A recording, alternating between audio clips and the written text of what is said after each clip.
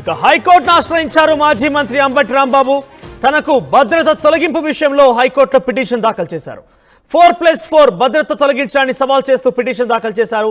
తనకు ప్రాణహాని ఉందని, భద్రత కొనసాగించేలా ఆదేశాలు ఇవ్వాలని కూడా పిటిషన్ దాఖలు చేశారు అంబటి రాంబాబు. ఇక ఈ పిటిషన్ పై విచారణ జరుపుతున్న కోర్టు ఇలా 10కి వాయిదా వేయడం జరిగింది. ఇక ఆలోగా పూర్తి వివరాలు తమకు ముందుంచాలంటూ కూడా ప్రభుత్వ తరపు న్యాయవాదికి ఆదేశించింది.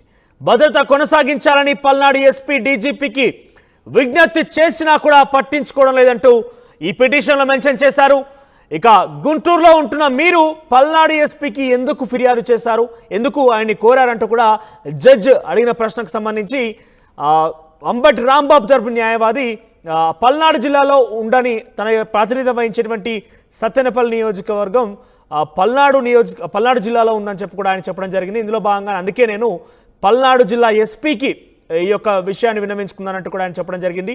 ఇక దీనిపై పూర్తి వివరాలతో కౌంటర్ దాఖలు చేస్తామని ప్రభుత్వ తరపు న్యాయవాది చెప్పడం జరిగింది. సో మొత్తం మీద తన భద్రత తొలగింపుపై హైకోర్టును ఆశ్రయించారు అంబటి రాంబాబు. హైకోర్టుకు వెళ్ళి తన భద్రతని తిరిగి కంటిన్యూ చేసే విధంగా తనకి ప్రాణహాని ఉందంటూ కూడా ఆయన చెప్పడం జరిగింది. తన తరపు న్యాయవాది కూడా ఇదే విషయాన్ని చెప్పడం జరిగింది. విచారణ జరిపిన హైకోర్టు కొంత ఈ కేసుని 10వ తేదీకి వాయిదా వేస్తూ తీర్పునిచ్చింది. సో ఏదేమైనా కూడా భద్రత తొలగింపు విషయంలో అంబటి రాంబాబు చాలా సీరియస్గా రియాక్ట్ అయ్యారు. తన భద్రతను తొలగించడంలో కొంత ఆయన ఆవేదన చెంది కొంత నిరాశకు కూడా తెలుస్తుంది. ఎందుకంటే ఈ ప్రభుత్వంలో డెఫినెట్గా గత ప్రభుత్వంలో చేసినటువంటి అవినీతి అక్రమాలు ఒక్కొక్కటిగా బయటకు వస్తున్న కొద్దీ ప్రజలు ఇట్లా రియాక్ట్ అవుతారో, లేదంటే తనపైన నిజంగానే టీడీపీ కానీ ఇంకేదైనా ఇతరత్ర జనసేన, బీజేపీ లాంటి పార్టీలు రెచ్చగొట్టి ప్రజల్ని కానీ తన వైపు తిప్పితే డెఫినెట్గా ఇబ్బంది పడాల్సి వస్తుందని ఒక అనుమానంతో డెఫినెట్గా ఈ మంత్రులు అంటే మాజీ మంత్రులు ఉంటున్నారనేది చెప్పొచ్చు. సో ఈ నేపథ్యంలోనే వారి భద్రత తొలగింపు విషయంలో అందరూ కూడా కొంత ఆందోళన చెందుతున్నారు. తిరిగి భద్రత కేటాయించాలంటూ కూడా అంబటి రాంబాబు ముఖ్యంగా హైకోర్టును ఆశ్రయించారు. ఎస్ మాట్లాడదాం ఇదే అంశానికి సంబంధించి. రాజేష్ లైవ్లో జాయిన్ అవుతారు. ఎస్ రాజేష్, సో బేసిక్గా పదవులు అయిపోగానే మంత్రి పదవి కావచ్చు, లేకుంటే వాళ్ళకు సంబంధించి గతంలో పనిచేసినటువంటి పదవి బాధ్యతలు అయిపోగానే అక్కడ సంబంధించి కొంచెం సెక్యూరిటీ తొలగింపు జరుగుతుంది. ఇది కామన్ ఫ్యాక్టర్, మనం తరచూ చూస్తూనే ఉంటాం. కానీ అంబటి రాంబాబు ఎందుకు ఇంత స్పెషల్గా రియాక్ట్ అయ్యారు?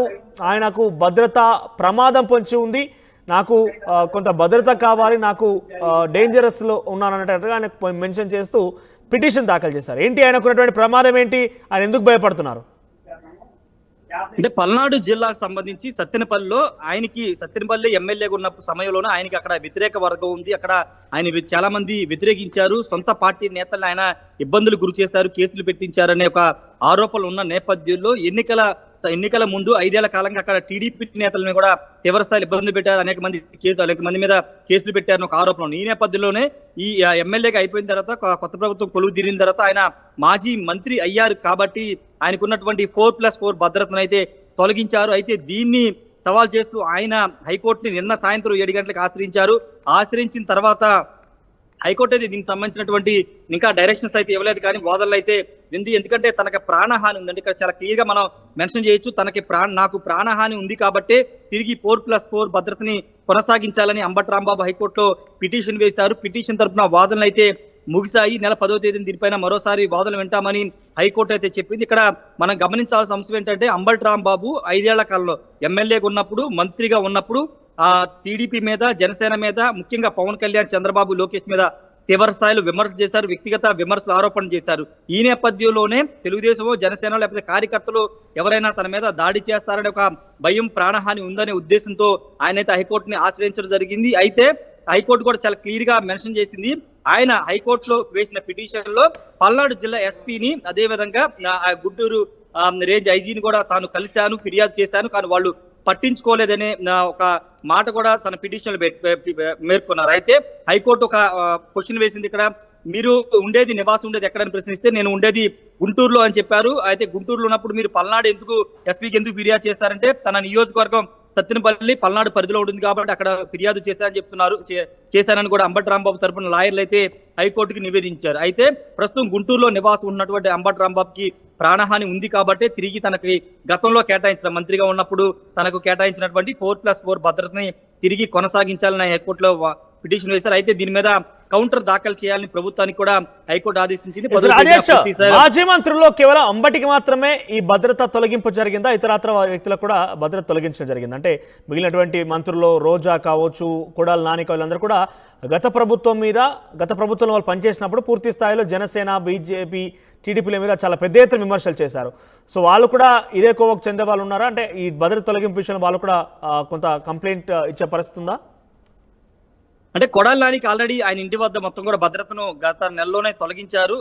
గత జూన్ నెలలోనే తొలగించారు. అయితే ఆయన మాత్రం సైలెంట్ గా ఉన్నారు. ఎక్కడ కోర్టును ఆశ్రయించడం, తనకు ప్రాణహాని ఉందనో ఎక్కడ కూడా కొడాలి నాని చెప్పలేదు. రోజా కూడా తన భద్రత గురించి ఎక్కడ కూడా ప్రస్తావించలేదు. కానీ అంబటి మాత్రం ఏకంగా తనకు ప్రాణహాని ఉందని చెప్పడం ద్వారా హైకోర్టును ఆశ్రయించారు. అంటే అక్కడ కారణాలు కూడా వివరించాల్సిన అవసరం కూడా ఉంటుంది. కోర్టుకి ప్రాణహాని ఎందుకు ఉంది, ఏం జరిగిందనే అంశాలు కూడా వివరించాల్సి ఉంటుంది. కాబట్టి ఆ వాదనలు 10వ తేదీన జరిగే విచారణలో వినిపించే అవకాశం అయితే కనబడుతుంది. ప్రస్తుతానికి అయితే అంబటి రాంబాబు మాత్రమే మంత్రుల్లో మీరు చెప్పినట్టు రోజా, కొడాలి నాని వీళ్ళంతా ప్రభుత్వమే తీవ్ర స్థాయిలో విమర్శలు చేశారు.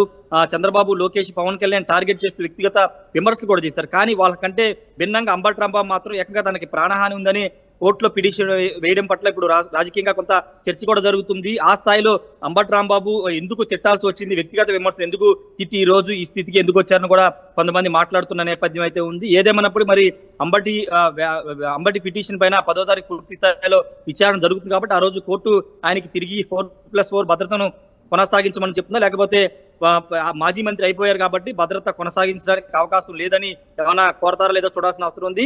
ఎక్కువగా వైసీపీలో ఉన్నటువంటి మాజీ మంత్రులు అందరూ కూడా ప్రైవేటు సెక్యూరిటీనే పెట్టుకున్నారు. కొడాలి నాని కూడా తన ప్రైవేట్ సెక్యూరిటీనే పెట్టుకున్నారు. అదేవిధంగా మిగతా మంత్రులు కూడా ఎవరైతే ఎక్కువగా రియాక్ట్ అయిన మంత్రులు ఉన్నారో వాళ్ళంతా కూడా ప్రైవేటు సెక్యూరిటీ వైపే వెళ్తున్నారు. ఏకంగా మాజీ ముఖ్యమంత్రి జగన్ కూడా ఆయన భద్రత తొలగించిన తర్వాత ఆయన ప్రైవేట్ సెక్యూరిటీని కూడా పెట్టుకున్న నేపథ్యం చూసాం. కాబట్టి ఇప్పుడు అంబటికి కూడా అదే వర్తించే అవకాశం అయితే కనబడుతుంది. భద్రతను ఏ మేరకు కొనసాగిస్తారనే దాన్ని చూడాల్సిన అవసరం అయితే ఉంది. మనోజ్, రైట్ రాజేష్. ఇక భద్రత తొలగింపు విషయంలో మాజీ మంత్రి అంబటి రాంబాబు ఘాటుగా స్పందించారు. ఏకంగా హైకోర్టులో పిటిషన్ దాఖలు చేశారు. గతంలో ఆయనకి 4+4 భద్రత ఉండేది. ఆయన ప్రభుత్వం కోల్పోగానే మాజీ మంత్రి అయిపోయిన ఇంపాక్ట్ ఆయన ఎమ్మెల్యే కూడా గెలవలేదు కాబట్టి భద్రత తొలగించడం జరిగింది. సో తరచుగా ఇవన్నీ కూడా ప్రభుత్వాలు మారినప్పుడు మనం చూస్తూనే ఉంటాం. కానీ అంబటి మాత్రం తనకి ప్రాణహాని ఉంది, తనకి భద్రత ఉండాల్సిందిగా ఆయన కోరడం జరిగింది. దీని విషయంలో ఆయన హైకోర్టులో పిటిషన్ దాఖలు చేశారు. నిన్న ఇప్పటికే పల్నాడు ఎస్పీ డీజీపీకి కంప్లైంట్ చేసినప్పటికీ నన్ను ఎవరు పట్టించుకోవడం లేదు, కనీసం నా పిటిషన్ని వాళ్ళు ఫిర్యాదుని కనీసం వాళ్ళు పరిశీలన కూడా తీసుకోవడం లేదంటూ కూడా ఆయన హైకోర్టులో పిటిషన్లో మెన్షన్ చేసి ఉంచారు. ఇక మీరు గుంటూరులో ఉన్న వ్యక్తిగా పల్నాడులో ఉన్నటువంటి ఎస్పీకి ఎందుకు ఫిర్యాదు చేశారు, ఎందుకు మీరు ఆయన్ని విజ్ఞప్తి చేశారన్నప్పుడు, నేను ఉండేది గుంటూరులో అయినప్పటికీ నా నియోజకవర్గం సత్తెనపల్లి మాత్రం పల్నాడు జిల్లాలో ఉంది కాబట్టి అక్కడి జిల్లా పరిధిలో వస్తున్నటువంటి ఎస్పీకి నేను విజ్ఞప్తి చేశానంటూ కూడా ఆయన చెప్పడం జరిగింది. సో ఏదేమైనా కూడా దీనికి సంబంధించి విచారణ 10వ తేదీకి వాయిదా వేస్తూ కోర్టు తీర్పునిచ్చింది. 10వ తేదీని మళ్ళీ విచారణ జరిగిన తర్వాత ఆయనకి భద్రత కల్పిస్తారా, లేదంటే ఆయనకి భద్రత లేకుండానే అందుకని మాజీ మంత్రి అయిపోయారు కాబట్టి భద్రత లేకుండానే తీర్పిచ్చే అవకాశం ఉందమ్మా చూడాల్సిన అవసరం అయితే ఉంది. ప్రస్తుతానికైతే మాజీ మంత్రుల్లో అటు రోజా కానివ్వండి, కొడాలి నాని కానివ్వండి, చాలా మంది మాజీ మంత్రులు, దాదాపుగా అందరు మాజీ మంత్రులు అందరూ కూడా భద్రత తొలగించడం జరిగింది. ముఖ్యంగా మాజీ ముఖ్యమంత్రి జగన్మోహన్ రెడ్డి కూడా భద్రత తొలగించారు. కానీ వీళ్ళంతా కూడా ప్రైవేట్ సెక్యూరిటీ సిబ్బందిని ఏర్పాటు చేస్తున్నారు. ప్రైవేట్ సెక్యూరిటీ మధ్య వాళ్ళంతా కూడా వాళ్ళ కార్యక్రమాలు కొనసాగిస్తున్నారు. సో అంబటి రాంబాబు మరి ఎందుకు అంత ప్రాణహాని ఉందంటూ కూడా ఆయన చెప్పడం జరిగింది. ఆ విషయాన్ని కూడా డెఫినెట్గా హైకోర్టులో చెప్పాల్సిన అవసరం అయితే ఉంటుంది. చూద్దాం మరి ఏం జరగబోతోంది భద్రత తొలగింపు విషయంలో హైకోర్టు ఎటువంటి తీర్పునివ్వబోతుందో.